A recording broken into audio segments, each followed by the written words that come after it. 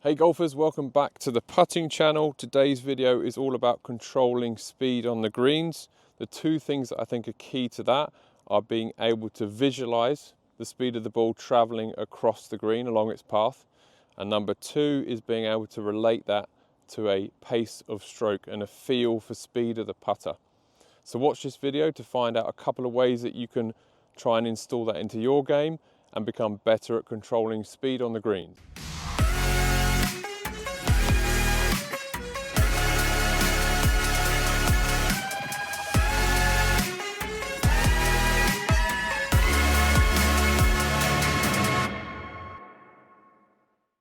Okay, so I've set up here a 30-foot downhill putt, and I've specifically done that because I'm going to show you an uphill one later. One thing to point out, when I see golfers that are trying to calculate, you know, this is 30 feet and then it's 10 stimp, but it's 2% downhill, so that means I need to make, you know, a stroke like this. That's not something that I would see the best putters doing. And for me, speed control is one of the strengths of my game. All I do is visualize, react to that with a pace of stroke, and then just let it happen. There's no real conscious thought there. And what I've realized over time, and what I've implemented into my coaching, is the two things that I'm good at: visualizing the speed of the ball traveling across the green, and then relating that to a pace of stroke and feeling that with my stroke. So what I've set up here,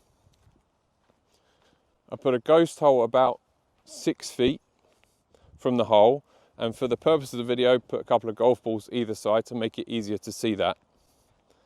And to get good at visualizing, all I'm doing is seeing the speed of the ball traveling along this putt and the speed that it needs to have as it travels over that ghost hole in order for it to finish from 30 feet, pretty much dead weight, at the hole.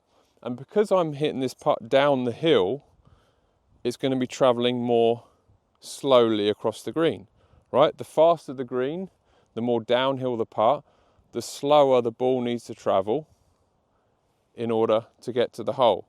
In other words, it decelerates at a slower rate.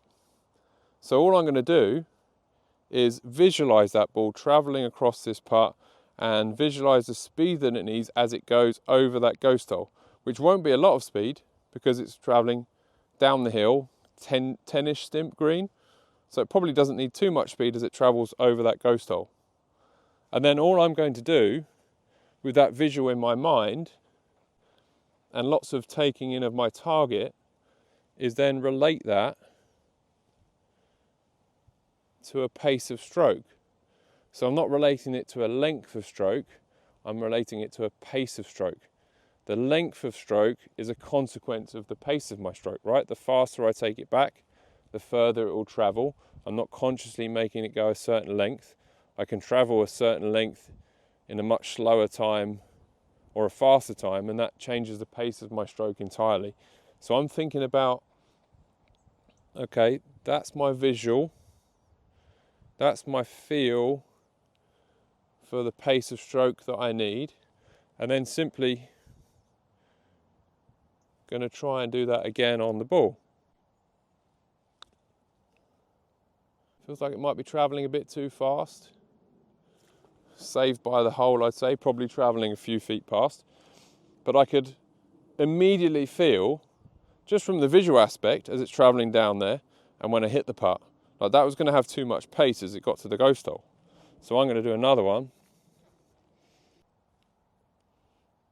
So again, I'm visualizing the speed of the ball as it travels along the path, relating that to a couple of practice strokes. One more looking at the target, that feels pretty good. Relating that to my pace of stroke, and then I'm just going to let it go. That feels like a better pace. Maybe a bit too much pace over the ghost hole. How about that 2 in a row? So all I'm doing is relating the pace of my stroke to the putt that I have in front of me, visualizing the speed of the ball as it travels.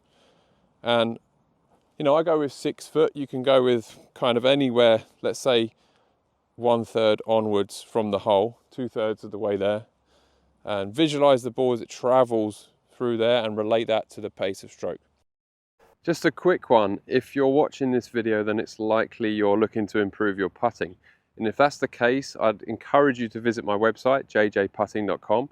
There you're going to find more information about me, the in-person lessons I do, the online lessons that I do, and the projects that I'm working on to help golfers around the world. So visit the website, jjputting, to find out more.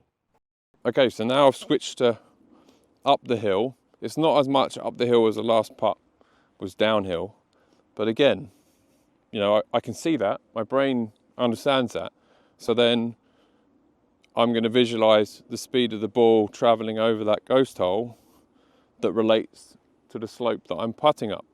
So here, just a little bit up the hill, it's going to need more speed, right? It's going to need more speed as it goes over the ghost hole to reach the hole.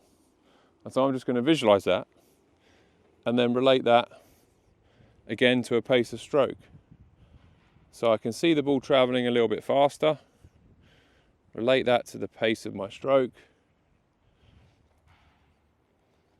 and then let that happen. Felt not quite fast enough, but pretty good. And again, we're taking read into account. It actually went right at the ghost hole, it travelled a little bit left to right before it got there. So if I hit another one, I can aim a little bit further left. But again, I'm just relating the visual of what I'm seeing to the pace of my stroke. Pretty much like Tiger used to say, putting to his pitcher. Visualize the speed of the ball traveling across the green, over that ghost hole, relate that to my stroke, the pace of my stroke, and let it go on the ball. Go started too far left, but pretty good pace, finished a foot past the hole. So to quickly summarize the two keys, number one, creating a visualization in our mind of the ball traveling along its path, the speed it's traveling at. Slower greens need to travel faster, uphill putts need to travel faster, faster greens travel more slowly, downhill putts travel more slowly. Picture that in your mind, relate that to a pace of stroke, and allow that to happen on the ball, and hopefully you're going to see your speed control on the greens improve a vast amount.